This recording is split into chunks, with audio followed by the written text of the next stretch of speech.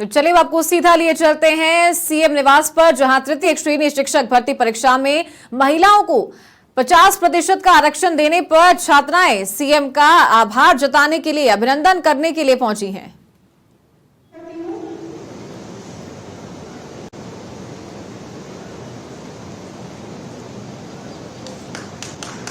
स्वागत के लिए मैं मोनिका शर्मा जी को आमंत्रित करती हूँ।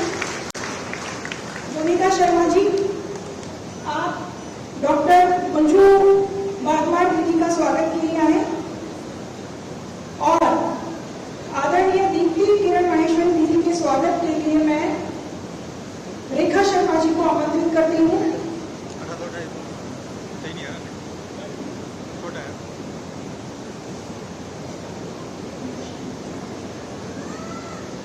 जयश्री जी को मैं आमंत्रित करती हूँ दीप्ति दीदी के स्वागत में। रेखा शर्मा जी को मैं आमंत्रित करती हूँ और डॉक्टर मंजू भारद्वाज जी के स्वागत के लिए।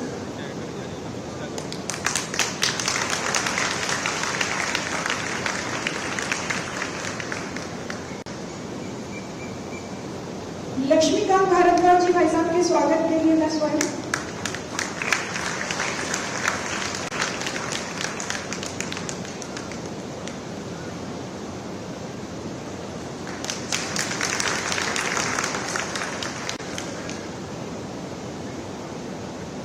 मोनिका शर्मा जी आप उपस्थित हैं क्या?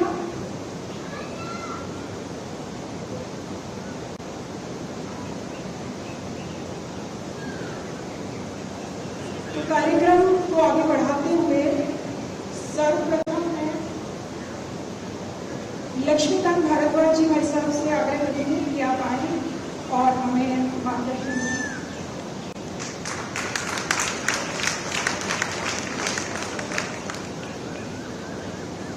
राजस्थान के यशस्वी मुख्यमंत्री जी आदरणीय भजनलाल शर्मा जी, हमारी प्रदेश की यशस्वी मंत्री आदरणीय मंजू जी, हमारी बहन और लोकप्रिय विधायिका दीप्ति माहेश्वरी जी और राजस्थान में हुए एक ऐतिहासिक फैसले के लिए श्रद्धेय मुख्यमंत्री जी का आभार व्यक्त करने के लिए हमारे यहाँ पर आई हुई सभी हमारी जो अभ्यर्थी है उन सब का हम यहाँ पर स्वागत करते हैं, अभिनंदन करते हैं। आज का दिन एक ऐतिहासिक दिन है। इसलिए ऐतिहासिक है क्योंकि राजस्थान के यशस्वी मुख्यमंत्री जी ने राजस्थान की नारी शक्ति को सशक्त करने के लिए जिस तरह के फैसले लिए और उन फैसलों का पिछले 6 महीने में जिस तरह का प्रकटीकरण राजस्थान में हुआ है, उसी कारण पूरे प्रदेश की महिला शक्ति आज मुख्यमंत्री जी का अभिनंदन कर रही है। और इसी के साथ हमारे सहयोगी मनोज शर्मा भी हमारे साथ फोन लाइन पर जुड़ गए हैं, उनसे भी जानकारी लेते हैं इस कार्यक्रम को लेकर। मनोज, सीएम निवास पर इस कार्यक्रम का आयोजन किया गया है, किस तरीके से अभिनंदन जताने के लिए यहाँ पर छात्राएं और महिला कार्यकर्ता पहुंची हैं? जी चारू, बिल्कुल जिस तरह से मुख्यमंत्री भजनलाल शर्मा ने आधी आबादी को आगे बढ़ाने का जो फैसला लिया था, जिसमें कि 3rd ग्रेड टीचर भर्ती परीक्षा में 50% महिलाओं को आरक्षण देने का जो ऐलान मुख्यमंत्री भजनलाल शर्मा ने किया है, इससे कहीं ना कहीं सभी वर्गों में उत्साह नजर आ रहा है। खासकर कि आज एक नागरिक अभिनंदन समारोह CMR में रखा गया है, जहां पर कि तमाम जो सामाजिक संगठन है वो मुख्यमंत्री भजनलाल शर्मा का सिविल लाइन स्थित 8 CMR में अभिनंदन करने के लिए पहुंच रहे हैं। और यहाँ पर जिस तरह से पूरे इस को देखा जा रहा है, खासकर कि मुख्यमंत्री भजनलाल शर्मा ने जो फैसला लिया है, आधी आबादी को, नारी शक्ति को साधने की इसमें कोशिश की है। इस तरह से देखा जा रहा है कि एक महिला के रूप में शिक्षक की भूमिका बढ़िया रहेगी, साथ ही किसी की बेटी, किसी की बहन तो किसी की पत्नी को आगे बढ़ने का मौका इसमें मिलेगा। 50% आरक्षण से महिलाओं में भी काफी उत्साह है। जिस तरह से कल की तस्वीरें CMR से देखी गई थी, मुख्यमंत्री भजनलाल शर्मा का पूरे राजस्थान से प्रदेश भर की महिलाएं पहुंची थी और बड़ा उत्साह उन महिलाओं में दिखाई दे रहा था। मुख्यमंत्री भजनलाल शर्मा को यहाँ पर महिलाओं ने अपने अपने स्तर पर जिस तरह से भी स्वागत सम्मान करना था वो किया। किसी ने स्मृति चिन्ह भेंट किया, तो किसी ने आशीर्वाद दिया, तो किसी ने शुभकामनाएं मुख्यमंत्री भजनलाल शर्मा को दी। आज उसी कड़ी में ये दूसरा जो कार्यक्रम है 8 CMR में हो रहा है, जिसमें विभिन्न सामाजिक संगठन है, चाहे व्यापारिक हो चाहे सामाजिक संगठन हो, वो सभी 8 CMR पहुंचे हैं और मुख्यमंत्री भजनलाल शर्मा का नागरिक अभिनंदन यहाँ पर सिविल CMR में किया जा रहा है। तो कह सकते हैं एक अहम फैसला है मुख्यमंत्री भजनलाल शर्मा का। और जिस तरह से खासकर कि प्रदेश में महिलाओं को आगे बढ़ाने के लिए जो मौका मुख्यमंत्री भजनलाल शर्मा द्वारा दिया जा रहा है अहम हो जाता है, क्योंकि आधी आबादी आगे आती है। तो जिस तरह से महिला घर गृहस्थी को संभालने में कुशलता दिखाती है, इसी तरह से यदि अध्ययन कार्य में महिला आगे रहेगी तो जो देश का भविष्य है, जो नौनिहाल बच्चों के रूप में जो बड़ा होकर आगे सामने आता है, तो उनका बेहतर भविष्य होगा, जिससे कि भारत प्रगतिशील और प्रदेश भी प्रगतिशील होता हुआ नजर आएगा। जी चारू। बिल्कुल ठीक है आपने मनोज। और क्या कुछ अन्य कार्यक्रम भी CMR में आज प्रस्तावित हैं इस समारोह के साथ साथ? कह सकते हैं यहाँ पर मुख्यमंत्री भजनलाल शर्मा 8 CMR में है। फिलहाल में यहाँ पर नागरिक अभिनंदन समारोह किया जा रहा है। मुख्यमंत्री भजनलाल शर्मा इस कार्यक्रम में बतौर मुख्य अतिथि शिरकत कर रहे हैं, लोगों का अभिनंदन स्वीकार कर रहे हैं। इसके बाद यहाँ पर जो तमाम जो लोग हैं उनसे 1-to-1 मुलाकात भी मुख्यमंत्री भजनलाल शर्मा करेंगे। साथ ही जनप्रतिनिधि जो पहुंचे हैं कार्यक्रम में, देख सकते हैं तस्वीरों में देखा जा सकता है कि मंत्री है डॉक्टर मंजू बागवार, वो भी कार्यक्रम में मौजूद है। तो एक तरह से कह सकते हैं महिला जो है महिला का प्रतिनिधित्व करती हुई नजर आ रही है। और तमाम जो राजस्थान से प्रदेशवासी जो पहुंचे हैं उनसे मुख्यमंत्री भजनलाल शर्मा मुलाकात करेंगे। साथ ही जनप्रतिनिधि जितने भी पहुंचेंगे उनसे भी मुख्यमंत्री भजनलाल शर्मा रूबरू होंगे। और उसके बाद करीब 11:30 बजे मुख्यमंत्री भजनलाल शर्मा का CMO जाने का कार्यक्रम है, जहां पर कि वो बैठकें लेंगे। खासकर कि यहाँ पर नगरीय विकास की जो बैठक है वो मुख्यमंत्री भजनलाल शर्मा करीब 11:30 बजे से लेंगे, जिसमें पूरे प्रदेश के जितने भी बड़े नगर महानगर हैं उनके विकास की जो परिकल्पना है जिसको लेकर मुख्यमंत्री सुझाव लेंगे। और उसके बाद करीब दोपहर बाद 3:30 बजे मुख्यमंत्री भजनलाल शर्मा की उद्योग व्यापार की बैठक लेने का कार्यक्रम है, जिसमें वे बजट पूर्व संवाद करेंगे और उनसे सुझाव लेंगे, जिनके की समावेश मुख्यमंत्री भजनलाल शर्मा बजट में करते हुए नजर आएंगे। और ये दोनों बैठकें अपने आप में महत्वपूर्ण हो जाती है, क्योंकि किसी भी प्रदेश के जो बड़े शहर है वो विकसित दिखाई देते हैं और उनकी खास करके सौंदर्य दिखाई देता है, तो अपने आप में एक अच्छा लगता है, जिसको लेकर मुख्यमंत्री भजनलाल शर्मा खास करके नगरीय विकास की बैठक लेने के बाद उद्योग धंधे स्थापित करने के लिए सुझाव लेंगे। जिस तरह से देखा जा रहा है खासकर कि ये महत्वपूर्ण बात ये हो जाती है इसमें चारों की सबसे बड़ी बात है उद्योग धंधों को लेकर मुख्यमंत्री भजनलाल शर्मा पूर्व में भी सुझाव ले चुके हैं, लेकिन अब दोबारा सुझाव लेना इस बात को साबित करता है कि मुख्यमंत्री भजनलाल शर्मा की जो सोच है प्रदेश में जो उद्योग धंधे जो बंद पड़े हुए हैं उन इकाइयों को चालू कराना है और इसके अलावा नए उद्योग धंधे स्थापित कराने के लिए भी ये पूरी कवायद है। क्योंकि जब उद्योग धंधे स्थापित होते हैं तो उससे रोजगार का सृजन होता है, तो अपने आप में एक महत्वपूर्ण बात हो जाती है कि सरकारी क्षेत्र में जिन लोगों को रोजगार नहीं मिल पाता उनको टेक्निकली जो निजी क्षेत्र है उनमें रोजगार मिल पाता है, तो रोजगार के भी अवसर प्रदान होंगे। साथ ही राज्य में जब निवेश बढ़ेगा तो जब एक व्यक्ति का कमाया हुआ पैसा 13 लोगों के काम आता है, तो इसी तरीके से इस तर्ज पर यहाँ मुख्यमंत्री भजनलाल शर्मा की पूरी कवायद है नए उद्योग धंधे स्थापित हो। क्योंकि 10 दिनों देखा गया था करीब 5 से 7 रोज पुरानी बात है जिसमें मुख्यमंत्री भजनलाल शर्मा ने खासकर की भीलवाड़ा में रीको के लिए नए 2 भूमि आवंटन के निर्देश दिए थे, जिस पर की टेक्सटाइल जो उद्योग है वो लगाया जाना था। तो अब जबकि राजस्थान का पूरा पूर्णकालिक बजट वर्ष 2024-25 को लेकर आना है 10 जुलाई को, तो उसमें लेकर उद्योग धंधों को एक महत्वपूर्ण तरजीह दी जाएगी और पूरे प्रदेश की जो तमाम जिले हैं उनमें नए उद्योग धंधे जो स्थापित होते हुए नजर आएंगे। साथ ही जो वर्तमान में जो स्थापित उद्योग धंधे हैं उनका भी कहीं ना कहीं विकसित करने की जो कवायद है मुख्यमंत्री भजनलाल शर्मा की रहेगी, क्योंकि उद्योग धंधे स्थापित होने से क्षेत्र का तो विकास होता ही है, साथ ही रोजगार का सृजन होता है, तो अपने आप में महत्वपूर्ण हो जाती है। और जब 10 जुलाई को बजट पेश होगा तो उद्योग धंधों को लेकर कोई महत्वपूर्ण निर्णय मुख्यमंत्री भजनलाल शर्मा ले सकते हैं और कह सकते हैं योजना और परियोजना की घोषणा मुख्यमंत्री भजनलाल शर्मा द्वारा की जा सकती है। क्योंकि जिस तरह से 10 दिनों जो निर्देश मुख्यमंत्री भजनलाल शर्मा ने दिए थे खासकर के उद्योग धंधों को लेकर प्रवासी राजस्थानियों को साधने की कोशिश यहाँ पर मुख्यमंत्री भजनलाल शर्मा द्वारा की गई थी। क्योंकि चारू देखा गया था कि जब लोकसभा चुनाव के दौरान मुख्यमंत्री भजनलाल शर्मा राजस्थान को छोड़कर अन्य राज्यों का प्रचार प्रसार कर रहे थे, खासकर की पश्चिमी बंगाल और महाराष्ट्र, ये दोनों स्टेट ऐसे हैं जहां पर की प्रवासी राजस्थानियों का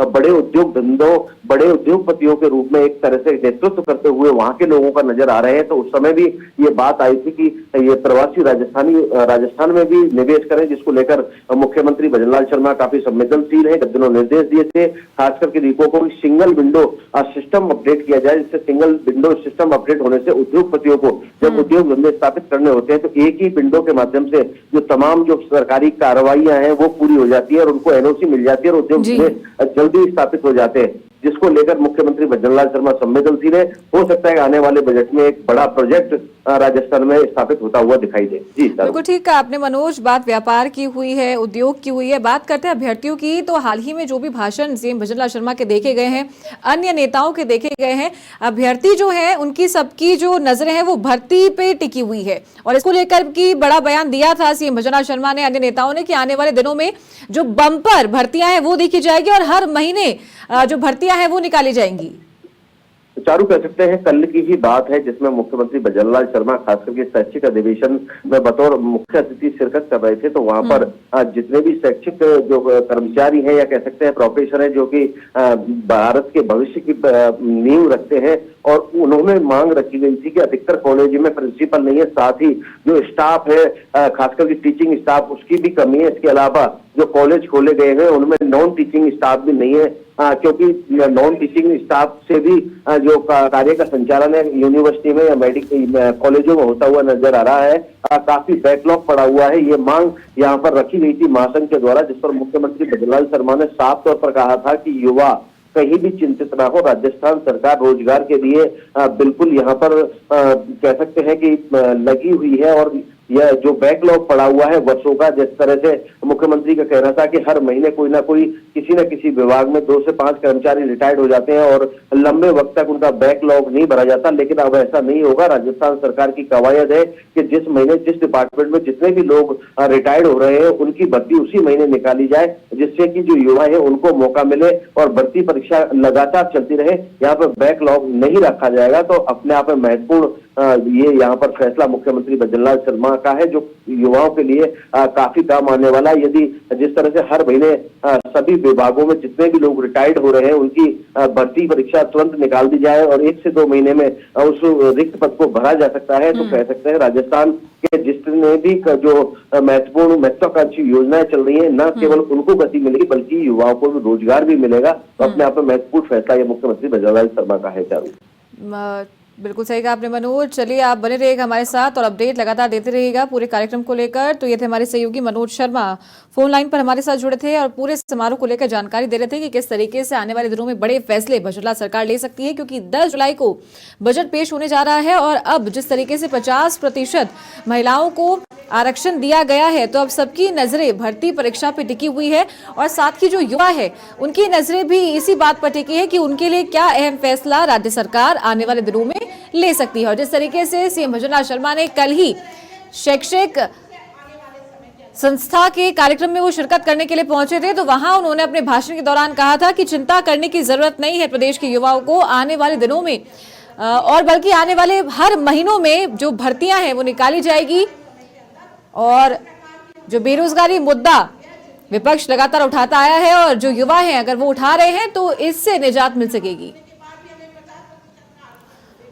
तो ये सीधी तस्वीर आप देख सकते हैं सीएम हाउस से, जहां अभिनंदन समारोह का आयोजन आज किया गया है। 30% से बढ़ाकर 50% आरक्षण को किया गया महिलाओं के लिए और उसी के संदर्भ में महिलाएं आभार जताने के लिए पहुंची है।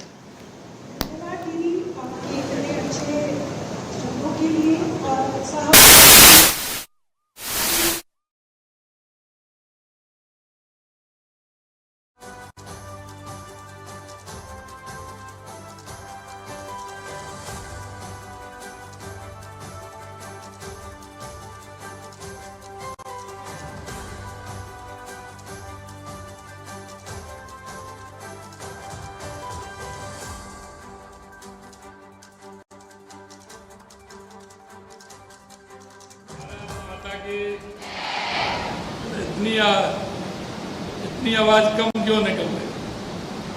आवाज होनी चाहिए कि मालूम पड़ना चाहिए कि महिला शक्ति कहीं ना कहीं बैठी है। बोलिए भारत माता की, भारत माता की। विभिन्न सामाजिक संगठनों की हमारी बहनें जो हमारी सरकार ने तृतीय श्रेणी शिक्षक भर्ती परीक्षा में जो आरक्षण दिया है उसका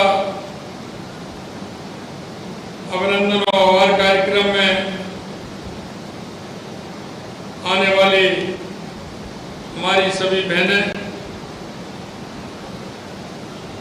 मंच पर विराजमान हमारी राजस्थान सरकार में महिला बाल विकास राज्य मंत्री श्रीमती मंजू बागमार जी, राजसमंद से हमारी विधायक श्रीमती दीप्ति किरण माहेश्वरी जी, हमारे पार्टी के प्रदेश के प्रवक्ता भाई लक्ष्मीकांत भारद्वाज जी, और जो मंच का संचालन कर रही है ऐसी समाज सेविका श्रीमती हेमलता शर्मा जी, और इस कार्यक्रम में आई सभी इतनी बड़ी संख्या में सभी मेरी बहनें, आप सभी का वंदन करता हूं, नमन करता हूं, आप सभी का अभिनंदन करता हूं। मुझे खुशी है कि मैं अपने प्रदेश की महिला शक्ति के लिए ऐसा काम जो हमने प्रारंभ किया है, क्योंकि ये आप सभी जानते हैं हमारी 50% आबादी हमारी माता और बहनों की है, और हमें पता है कि हमारी माता बहनों के बिना ना हमारा प्रदेश ना हमारा राष्ट्र सशक्त नहीं हो सकता है। यहां तक कि हमने अपनी दिनचर्या में देखा है माता बहनों का वो काम, माता बहनों का वो समर्पण जो जीवन में होता है, छोटे से समूह से लेकर के जब से हमारी माता बहनें अमृत जन्म लेते हैं, जब तक उनका लास्ट समय होता है, जब तक माता बहनों का कितना बड़ा योगदान होता है। इस समाज को संचालन करने के लिए हमारी माता बहनों का जो समर्पण होता है, हम हमारा दृष्टिकोण बदले, तो दृष्टिकोण हम जब बदलेंगे तो हमारी माता बहनें पहले हमारी एक बेटी के रूप में हमारा दृष्टिकोण होगा, हमारी माता बहनों के स्वरूप बदलते, एक बेटी के रूप में, एक बहन के रूप में, एक पत्नी के रूप में, एक माता के रूप में, और एक हमारे परिवार की मुखिया होने के नाते एक अन्नपूर्णा के रूप में हम हमारी माता बहनों को देखते हैं। मैं आपसे इतना ही कहना चाहता हूं, हमारी सरकार ने प्रदेश की नारी सशक्तिकरण के लिए हमने तृतीय श्रेणी शिक्षक भर्ती परीक्षा में 30% से 50% आरक्षण का लाभ हमारी माता बहनों को हमने देने का काम किया है। हमारे लिए महिला सशक्तिकरण का अर्थ महिलाओं को शक्ति, अधिकार और के अवसर प्रदान करें, ताकि वे अपने जीवन में हर पहलू पर आत्मनिर्भर होकर के सशक्त नारी शक्ति बने। ये हमारी कल्पना है। ये केवल आर्थिक स्वतंत्रता तक सीमित नहीं है, बल्कि ये सामाजिक, शैक्षिक, राजनीतिक क्षेत्रों में भी हमारी बहनों की भागीदारी बढ़े।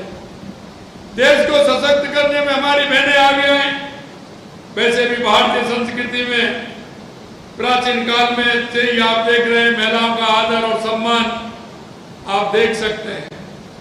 अगर हमें शक्ति चाहिए तो मां दुर्गा के पास जाएंगे, अगर हमें हमारा विवेक चाहिए, बुद्धि चाहिए तो मां सरस्वती के पास जाएंगे, और अगर हमें धन और दौलत चाहिए तो मां लक्ष्मी जी के पास जाएंगे। और ये हमारी अवधारणा इसलिए क्योंकि मां का जो हृदय होता है उसमें बड़ी उदारता होती है, और वो घर के संचालन का प्रतीक है। क्योंकि माता बहनें जिस तरह से घर का संचालन करती हैं, आप देखते हो परिवार चलता है, परिवार में अग्रणी बनते हुए हर घर का संचालन किस तरह से हमारी माता बहनें करती हैं। वेद और पुराणों में भी महिलाओं का उल्लेख सम्मानित रूप से मिलता है। समानता न्याय महिला सशक्तिकरण का सबसे महत्वपूर्ण पहलू है। महिलाओं को समानता न्याय दिलाना ये सुनिश्चित करता है कि महिलाओं को उनके अधिकार और उनके अवसर पुरुषों के समान प्राप्त हों। हमारा यह निर्णय उसी समानता को स्थापित करता है। हम चाहते हैं कि हमारी बहनें बेटियां आगे बढ़ें, आर्थिक रूप से विकास करें। जब महिलाएं आर्थिक रूप से स्वतंत्र होंगी तो वे अपने परिवार में और समाज के विकास में महत्वपूर्ण योगदान प्रदान करेंगे। महिला शिक्षा सशक्तिकरण का प्रमुख स्तंभ है। शिक्षक महिलाएं न केवल अपने जीवन में सफल होती हैं बल्कि वे समाज में सकारात्मक वातावरण भी पैदा करती हैं और समाज में शिक्षा के क्षेत्र में हर क्षेत्र को आगे बढ़ाने का काम करती हैं। हम कहते हैं कि जब हमारी एक बहन पढ़ती है तो वो 3 परिवारों को पढ़ाने का काम करती है। शिक्षक के रूप में, जहाँ परिवार है उसके रूप में, और जहाँ उसकी शादी होती है उसके रूप में, उसके संचालन में उसकी महत्वपूर्ण भूमिका होती है। और जब वो शिक्षक होंगी तो उनकी भूमिका और बड़ी हो जाती है। इसलिए हमारी सरकार का प्रयास है कि प्रदेश की बेटियों को खूब आगे बढ़े। इसमें हमारी सरकार ने महिलाओं के हित में ऐतिहासिक निर्णय किए हैं। आपको मैं कहना चाहता हूँ, 15 दिसंबर को हमारी सरकार बनी थी और हमने सबसे पहले कहा था कि हम महिला सशक्तिकरण पर, महिला सुरक्षा पर हमारी सरकार प्रतिबद्ध है, हम आगे काम करेंगे। और आपने देखा होगा 15 दिसंबर के बाद हमने तुरंत निर्णय लिया कि हमारी बहनों को हम 450 रुपए में सिलेंडर देने का काम करेंगे। आपने देखा होगा हमने दिसंबर के महीने में निर्णय लिया और 1 जनवरी से 450 रुपए में 73 लाख बहनों को सिलेंडर देने का काम हमारी सरकार ने किया है। यही नहीं, प्रधानमंत्री मातृ वंदन योजना के तहत गर्भवती एवं धात्री महिलाओं को दी जाने वाली राशि को बढ़ा करके हमने 6,500 रुपए किया है। हमने गरीब परिवारों में बालिकाओं के जन्म पर 1 लाख रुपए का सेविंग बॉन्ड प्रदान करने के लिए लाड़ो प्रोत्साहन योजना का भी प्रारंभ किया है।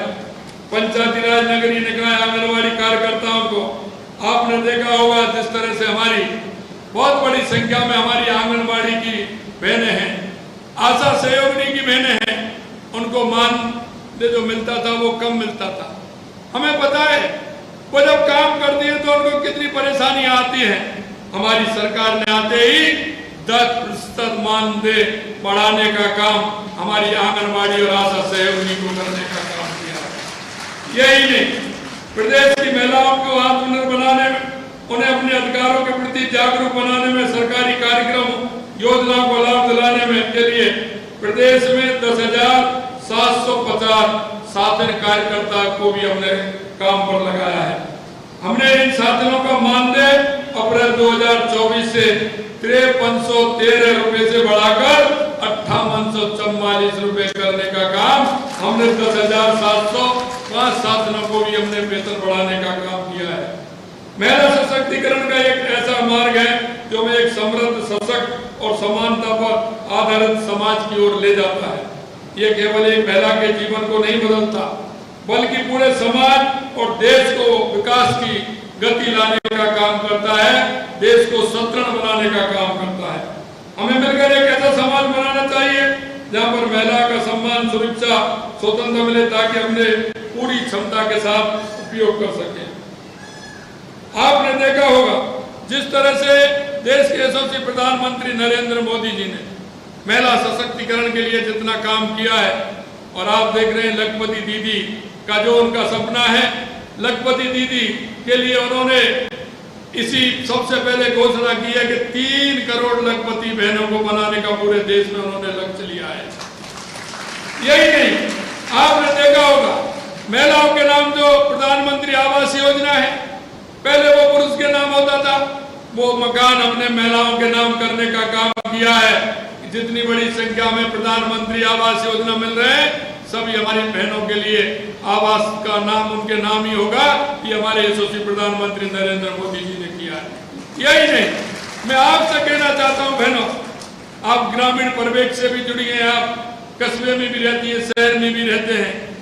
आपको पता है कि गांव में रहने वाली हमारी बहनें किस तरह से शौच के लिए परेशान रहती थी, अंधेरे का इंतजार करती थी, अंधेरा होने का इंतजार करती थी। सुबह सूर्य उगने से पहले शौच के लिए निवृत्त होने के लिए जाती थी।